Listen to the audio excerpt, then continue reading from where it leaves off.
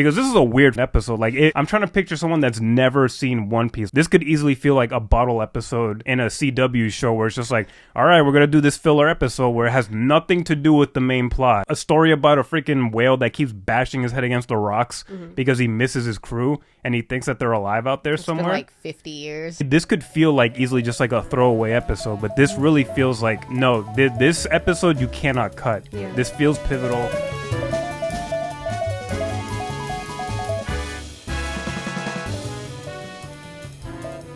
Welcome everyone to another episode of the Most Potato Podcast. My name is Alvin. I'm Jess. And today we're back to talk about live action One Piece, Season 2, Episode 2. God, what a way to start this. We almost saw everyone die. That should have been the end of the show right there. Just everyone crashed and shipwrecks along with the rest of those shipwrecks. And then that's the series finale. Good thing you are not writing and or directing the show. So now we're finally entering the Grand Line. And I got to say, I really love the setup for this. I just love that we just start with the crew just entering Reverse Mountain. And then right off the bat, we're already seeing so much danger and hazard with just getting into like the main ocean. Yeah. I love the setup of seeing just a bunch of the shipwrecks, which I didn't even notice the first time that we watched the episode, and then pointing them out, and then just like all the doubt that all the crew members have, except Zoro. I just feel like he's so detached. I was just about to say, he said, well, not all of the ships ended up at the bottom. Like I can't tell if he's just like being dumb or he's just trolling. That's what that was so funny. Yeah, no, that was really funny. But yeah, that whole scene, everything, the way they filmed it looks so cool. There felt like stakes, even though like we know like they make it through, but yeah, definitely. Yeah. And then it's for the most part like it's like shot really well for like the budget that we have. Like yes, there's like a little bit of like wonkiness and like maybe the coloring looks a bit off, but that's with like so many streaming shows. It's not gonna look like a Pirates of the Caribbean movie, but it looked damn close. Yeah, like the production value, they really knew where to sink the budget when they really needed to, because it really did feel like they were going up a water country slide that's like built on a mountain, which still just doesn't really make sense, but you just go with it. That's what I love about this world, man. Nothing makes sense, but you just go with it. And then the showrunners, they know to just we're gonna throw this weird shit at you, and this is not even like the weirdest shit that you're gonna see. This is tame compared to what you're gonna see in the future. And we just see that everyone's getting walloped left and right. Like just going up the mountain was treacherous. Everyone is just struggling to do what they're supposed to do. I couldn't believe that Usopp was the one to have to like steer the ship by himself. I was like, really? You guys don't have anything else going on? Like, I mean, why wouldn't he? To have one person, I just don't understand the concept of relying on one person to steer a whole big ass ship, let alone Usopp. No offense to Usopp. This Usopp's not like the manga or the anime. He's less dumb and less goofy, but my problem is like he's prone to accidents. Nah, but he's like their only shipwright they got right now, so he knows how to fix things. And if anything, that was a miracle that they pulled it off with the crew that they had. Yeah. So how did you feel about this episode overall? Did you like this episode? Did it feel like a step down from episode 1, or is it just about the same? I wouldn't say it's a step down. It's the pace is very different. The environment's very different, obviously. Yeah. It's still a really good episode. I'm more interested in the changes that they made to the episode. Like, as we were talking about them going up the Reverse Mountain into the Grand Line. In the manga, they get stuck in like this calm belt area that Nami was talking about in this episode. Early in the episode, she's like, yeah, you don't want to get stuck there because of all the like the sea monsters and stuff. And in the manga, they actually do get stuck there. Damn. And then she's like, see, I told you guys we can't go through here. So they skipped that whole part. But I just thought it was funny because she had like the book in the episode with the pictures and like showing them. So there's like a lot of changes that they made that worked very smoothly for this episode. So I enjoyed seeing that. And even when they made changes, they somehow kind of connected and tied back to what I know originally from the manga. And it still worked perfectly. And everybody was they were still able to place these characters in the right spot to further the story into the next, chapters. I think it's good that they made some cuts and changes, because if you're going to fit into an 8-episode format with about hour-long episodes, there's just some stuff that you have to cut. Yeah. And seeing the Straw Hat crew get stuck in the comm belt doesn't sound like a very important significant plot line. It doesn't, especially because since season 1 and what we've been seeing, they are adding future characters and future stories, flashbacks, all these things into the episode. So if you add everything from the chapters, it just won't give you time for any new material that you put in or future material that you want people to be aware of for future episodes. That whole scene was really good. I love that we really sat with the danger, and it just makes the world feel more lived in. It really feels like the Grand Line is this just huge, vast place that you're way in over your head once you go into it. Yeah. You never know what to expect. And this is just like the entrance. This is just getting like through the front door of like the main event. They're not even on the Grand Line yet. Yeah. And they almost fucking die like 6 times. Yeah. And then, of course, once they make it over, there's big ass fucking Laboon just waiting at the bottom, this big goofy looking whale. Like, what's that? What is that? And the thing that freaking killed me was with that entrance is just Luffy decides, I'm just going to launch at him. I don't know what I'm going to do, but I'm just going to launch at him and hope for the best. Does he not realize how big this thing is? Like, he looked like he was going to punch him to death, but then it just looked like he smacked against his nose like a fly on a windshield. Yeah. And then we see the crew just get swallowed up instantly. I know. I was so confused because I was like, I thought he got swallowed up, which does happen in the manga, but it was just really funny just to see him like a little sticker. That shit was so funny. I laughed so hard. Every time I see Luffy just go... it kills me. Like, bro, what were you trying to do? Yeah. How did you feel about the adaptation of the Laboon story, like, overall? Well, they needed to do what they did here because I don't think it was gonna work if they try to do it like panel for panel in the manga. Yeah. Because like I said, they all get swallowed. Luffy's not outside. Or he is outside. He goes inside the whale. Okay. Yeah, because what's his name? Crocus. Yes, he lives inside Laboon. And Okay. if we go further into the episode, close to the end, they make jokes about, oh yeah, if you ever get tired of living, out here at the lighthouse, you can like live inside the whale. They make jokes about that, and it's funny because that's how the story goes. They get swallowed by the whale. They do all these callbacks to the original manga. They're nerds, man. I just thought that was really cool because I was watching, I was just like, it's been a while, but I was like, I'm pretty sure there's like a whole like tunnel system and all these doors in Laboon that were created. There's an open door up his ass. not there. But no, I thought it was really cool how they did that because like I said, I couldn't remember exactly how it was. And when I went back to read it, I was like, I said this is adapted way better for the story and for the time and for the live action. Mm-hmm. I thought it was really good how they introduced Miss Wednesday right off the bat. Miss Wednesday before we get to Vivi and Mr. Nine. They're really like they're extra silly in the manga and they were trying to basically catch Laboon to eat. That's how they ended up in there. Yeah, it's like a whole thing, and because they never really touch on how the hell these two ended up in the live action. They're just like, yeah, we've been here for days, like, and you're still alive. Yeah, so they just ended up there in the manga. They talk about how they're trying to catch him because Crocus was just like, oh yeah, these people they try to catch these whales, these creatures, and they could like live off of them for like 2-3 years. But it was a lot sillier how they did in the manga, but I love this setup. I love the fight between Miss Wednesday and Nami. There was just like there was actually some intenseness. Yeah, it looked like Miss Wednesday was actually trying to hurt Nami. Oh no, she was she really was, and I really like that. That sounds mean, but yeah, I really like that intense scene of how they meet, and I like how Nami seems like almost impressed too, like even though she basically almost got her ass beat and killed. But she did seem like a little impressed. I thought it was stupid though that Zoro was right there.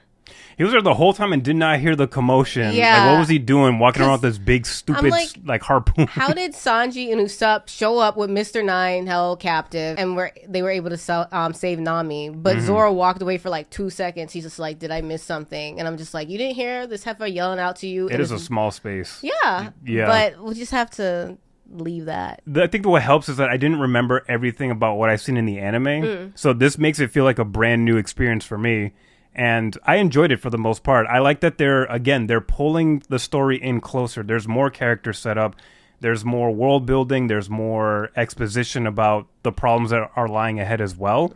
And they're doing it in a way that doesn't feel rushed. It all just feels like the dots are connecting sooner. With the Baroque work stuff, I thought that was really interesting that they're already introducing Baroque works here. I like that they acknowledge Zoro killing Mr. Seven and really seeing the grand scope of what Baroque works is. Yeah. I really liked Luffy's time outside the whale. I'm glad that they completely kept the the crew separate. Yeah. Luffy's desperate to get his crew back. He's genuinely thinking like, shit, maybe my crew's actually dead. And he's desperate about that. You see a different side of Luffy with this episode where you see genuine concern. There's moments of him being goofy and stuff, but he's desperate to get his crew out of there. Yeah. And we get a really nice backstory with Laboon as well. Oh, yeah. They fleshed that out really good. We'll get into more of that soon. I feel like that they condensed a lot of things into just one episode that really just, it felt like seamless. I didn't feel like there was too much or too little left on the table. It really felt like they hit all the right beats of what this arc was. Because this is a weird fucking episode. Like, I'm trying to picture someone that's never seen One Piece. Like, if you folks, like, in the comments can let us know how you felt about this episode, I'd be curious. Because this could easily feel like a bottle episode in a CW show where it's just like, all right, we're going to do this filler episode where it has nothing to do with the main plot. Yeah. But this feels like an essential story. Like a story about a freaking whale that keeps bashing his head against the rocks because he misses his crew and he thinks that they're alive out there somewhere. Been like 50 years. Yeah, like dude is all scarred up and it's just like, how are you not dead yet? That's insane. And this could feel like easily just like a throwaway episode, but this really feels like, no, this episode you cannot cut. Yeah. This feels pivotal. It feels thematically tied, again, to characters following their dreams, the perils of what happens when you go after your dreams, and just connection to your people, like just being able to find a crew of your own, especially when we talk about like Laboon getting lost from his, what I think they describe like a pod. Yeah. I think that's like a pod when it's like a bunch of whales. There's like really no complaints that I can think about in terms of like the execution of this plot. It just felt like, yes, you understood the assignment, you understood what Oda was doing in the manga and anime. You just did it in a shorter time, and it didn't feel like you cut any important parts out. Yeah, rearrange things and which still impresses me. stuff. Yeah, that shit just impresses me. Like I feel like it's so easy to fuck this up, and then yet they just keep with the bangers. They just keep doing it.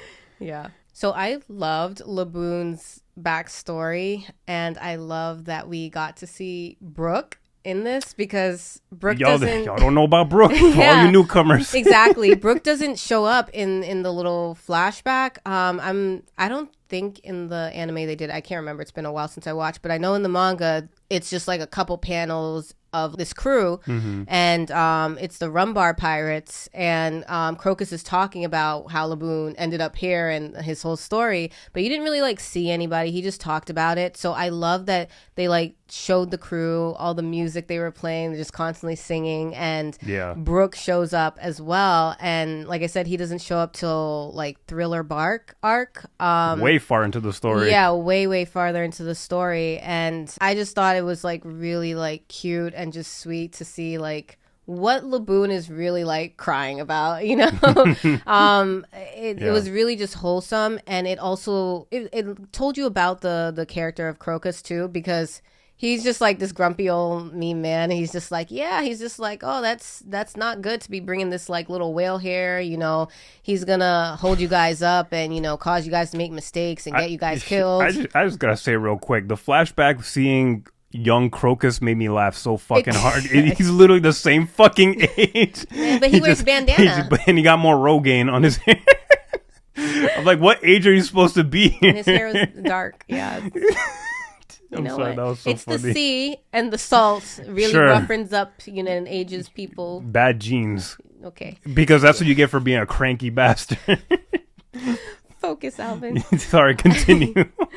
I think the flashback really shows how, you know, he's actually kind of just like, not a sweet guy, but he holds his promises, and he's been taking care of Laboon for 50 years.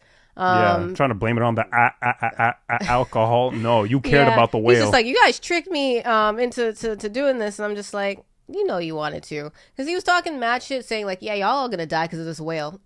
He was super negative to Yorkie, and Yorkie had the patience of a god, because I would have been at least throwing some faces like, sir, like, why are you being so rude right now? No, I liked Yorkie. I like how they portrayed him, because he looks so cool. He looked like somebody that I know. He has a weird familiar look to him. Yeah, he just seemed like a really chill like guy, and you know, he's just like, oh yeah, you know, we just picked up Laboon, and you know, everyone really got attached, especially when they found out he loved music.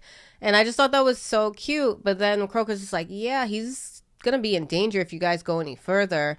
And I just like how he stopped and he really thought about it. And next thing you know, he was just like, yes. He's like, babysitter, thank you. We appreciate you. We'll be back. You ain't doing shit. You're stuck in this island, not doing anything, retired. Yeah. You're good. I was so sad when they told him, like, yeah, we'll be back, Laboon. And I just hearing Brooke just talk about how, like, oh, yeah, we're going to have so many adventures when we get back. We're going to catch up with you. Yeah. I love the portrayal of Brooke here. Like they put and injected so much personality and melanin. He's darker skinned than what we see in the anime, which I appreciate. And I think apparently I heard somewhere that this actor does have a voice acting career as well, because his voice sounds very distinct and he has like a nice singing voice too. Yeah. So I really love that they really took the time to just quickly characterize this guy and not just be like in the background, be like, hey, I'm black guy with afro. Like they actually made a bit of a character out of him with the little time that we had. Yeah. And that just makes me so freaking excited to see him as a character. I really hope that we did get to see like Brooke as a character in this adaptation. I think we did. Yeah. I liked this guy. I liked what he did. Yeah, when he was like talking to Laboon, I started feeling choked up a bit. Like I'm not gonna lie, like I just like the tears welling in Laboon's eye. They were my tears. Like we were right here, Laboon. We were right here. Laboon. And then, sure enough, he was never gonna see those people ever again. Yeah. So that backstory really, I think, was like the meat of this episode. Just seeing why the hell this old cranky man was so fixated on keeping track of this whale, taking care of it, constantly injecting it with sedatives. It's easy to make it a tired story about like a curmudgeon that's like feels obligated to take care of something that they didn't want to, but I feel like they pulled it off perfectly with the Crocus character. I feel like I liked him more in this version than what I remember from the anime. I also really liked Luffy coming to terms with just not being so fixated on getting what he wants and just giving Laboon some closure. Yeah. So I don't know, how did you feel about that whole scene with Luffy singing to the whale? And comforting him. I thought that was so funny and cute and sweet because I know Crocus at one point said to Luffy, he's just basically like, how are you going to tell Laboon to, just forget? You couldn't accept your crew being dead. Yeah, you don't accept your crew like being swallowed by a whale after I told you they're dead. And I feel like this episode was for Luffy. It's Luffy, typical Luffy behavior. He seems really stupid and he's not listening. He's just running headfirst into things. But he's listening and he does realize like, oh, wow, like me and Laboon, we have something in common basically. And he's starting to realize that he feels for this whale and he understands why he doesn't give up. And he wants to help.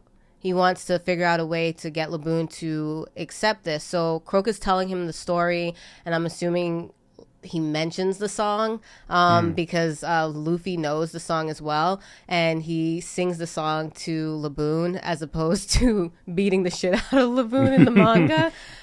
He's like, we're gonna be rivals and stuff, but here they're just like, we're friends, you know. And he tells him, he's like, they're not coming back, but we'll come back and we're friends. And I just thought that was really sweet because Laboon really does love music. Yeah. And him connecting with Luffy and Luffy being able to connect with him that way and doing his little Nika dance too.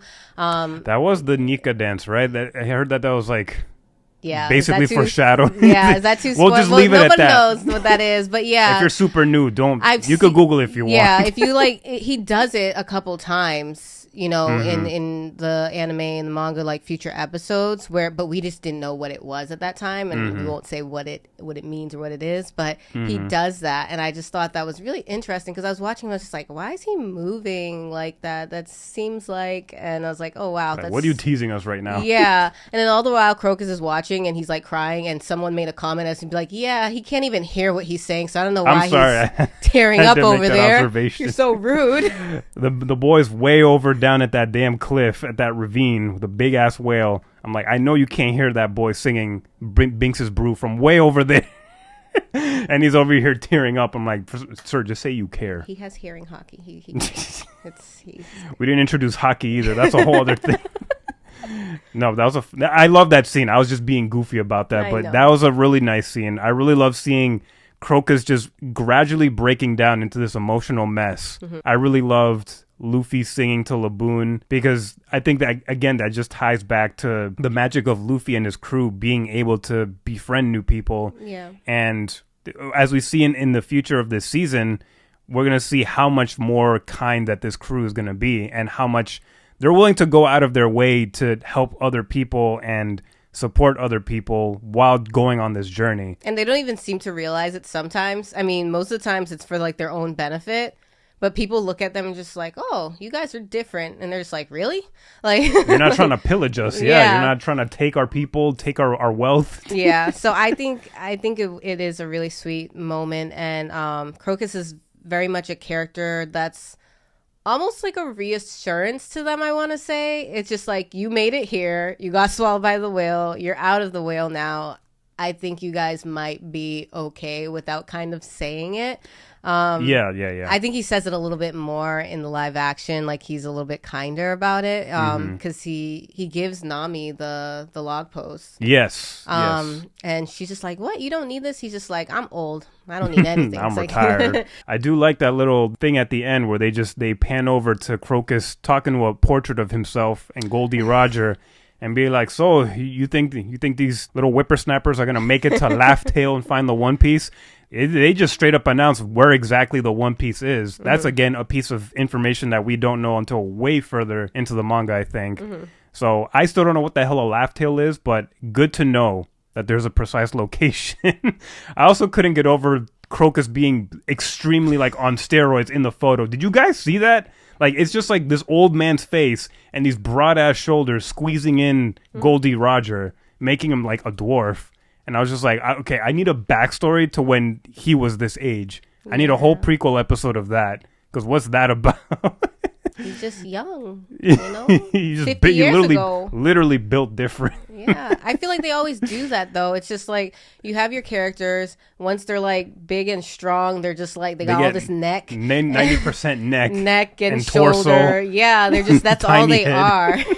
And then they dwarf back into small old people. Yes, when they get small and like, you know, little, unless they still out there fighting, you know, or the women, like, they're young, then they're like hot, and you know they got the big boobs and stuff and tiny waist. And then they just little grannies. They shrink and then they're like ugly. I don't know why they always make like an ugly old lady who was like mad, just like beautiful. Yeah. When she was younger and in her prime, and I'm just like, what is this? Anime be exaggerating shit. Yeah. It's so funny.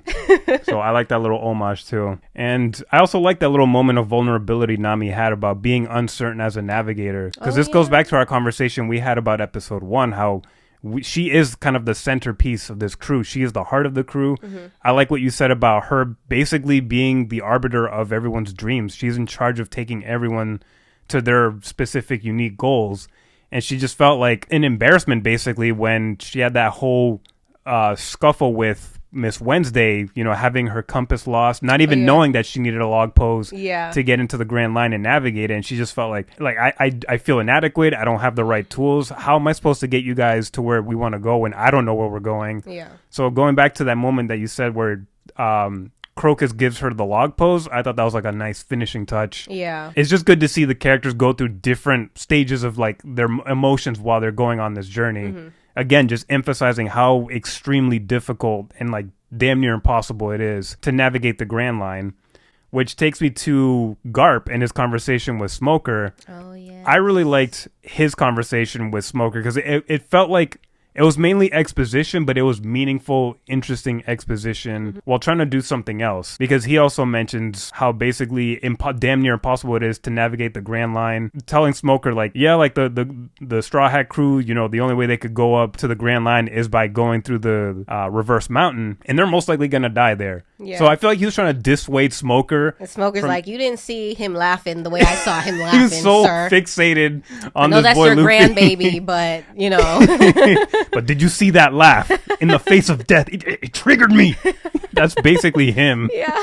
Like, sir, I need a backstory to you because you got beef with Goldie Roger.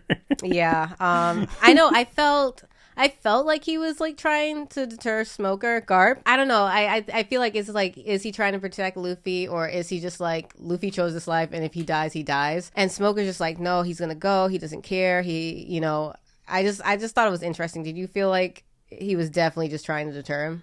It was doing both. So he's trying to protect Luffy because he's lying through his teeth when he says, I've given up on protecting my grandson. No, the fuck, we just saw you protect him in season 1. You shot cannonballs at him, but you were missing on purpose.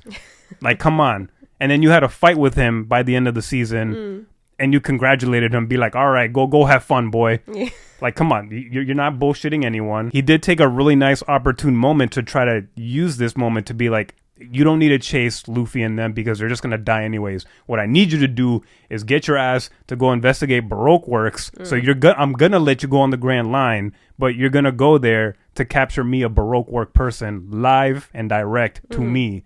So I thought that he was doing a nice juggle of both, of like, protect Luffy, but also there is a serious mission that you do have to accomplish. That's what I hate about Garp. For future seasons, episodes, you guys know what I'm talking about. I don't even know what you're talking about. I didn't make it that far. He's trying to have a nice work-life balance. He's just navigating a really tight rope of like being the, what is he, admiral? What's his position? The leader. He's a captain, a general of the Marines.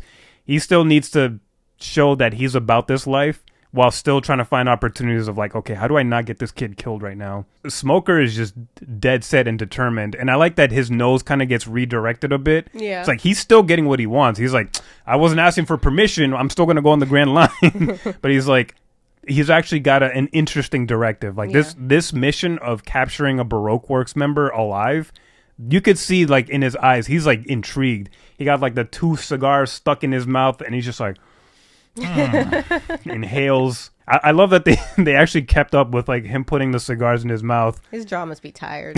Yeah, I want to know, like, are they paper mache or like legit solid Cuban cigars? Yeah, that's true that he's now focused on that, but he still gets to pursue Luffy, especially because Tashigi also has her own goal of wanting to pursue Zoro and get the sword and all the swords. Them like Pokemon. Yes. So this works out for him and for her, and it's going to be interesting to see them show up later, how they do that. Yeah, definitely. I like the little conversation that Colby, Helmeppo, and Tashigi had, where they're kind of inspiring each other to go after their dreams. Specifically, those two inspiring Tashigi to be like, dude, get some nuts, all right? Stop listening to your commander. Follow your code, don't follow orders, which... I'm still not falling for the Marine propaganda, guys. I know y'all are the villains, like y'all are the real villains, or at least you work for the real villains. But I do like this ragtag team. I really love Colby. I love Helmeppo. I love that Helmeppo still keeps that weird fucked up bob that it just makes him look like He-Man, the He-Man bob. Like, and I love seeing like just 1 to 2 minutes of them together, and you see their friendship budding a little bit more when they're like shooting the little balls onto like the toy ship, and just like the back and forth Helmeppo just being like, why you always got to show me up, man? just perfect, just little moments of building up these characters. Like, it may not mean much to some people, but moments like that mean a lot to me because it makes me care about the characters. We barely get to see them this season. Yeah, so I love that we get to see a bit of Helmeppo and Colby together, even if it's for a very short time, and they're imparting some inspiration to Tashigi. So I like that whole moment, and then her sticking up for herself, even though I don't care that much about her character yet. Like, she's not one of my favorites, but I love that they're trying to build everybody up. Nobody feels like a placeholder or like a waste of time and space when it comes to dialogue. Like, every character feels functional to the story. Yeah, I just thought that this episode was another solid episode overall. I don't think there was anything that made me like, ooh. Like last episode, with the sliding fruit. No, there was no slip, Alvidi. Slow motion Alvida. Yeah, there was no weird, egregious shots this time around. Some wonky stuff here and there, but they're like they're typical stuff of like streaming shows. Yeah, I feel like this was very much just like pushing the story forward, giving us some background, and setting up for the rest of the season, which I appreciated because it didn't feel boring or slow. I think I would rate it a loaded potato. Another loaded potato. Yeah. Yeah, what about you? I was going back and forth. I almost wanted to give it a strong baked potato, but I think because of the emotional stakes in this story, even though there's not a lot of fighting, there was a lot going on with the characters. Yeah. The world building was seamless. It felt natural. I couldn't come up with any major complaints, so I'm just going to have to give this a loaded potato too. We're 2 for 2 right now of loaded potatoes. 2 for 2. Yes. So, yeah, another good episode in the books. So let us know all your thoughts about this episode in the comments below. Did you like this episode? How did you feel about the adaptation of Laboon's story overall? How did you feel about Brook? if you even know who Brooke is. Let us know all your thoughts in the comments below. Thank you guys so much for watching. Make sure to like this video, make sure to hit notification bells, and subscribe if you really love us, and share this with your whole Straw Hat crew and the Marines and any other of your ops. And Laboon. And we'll see you guys on the next one. Peace.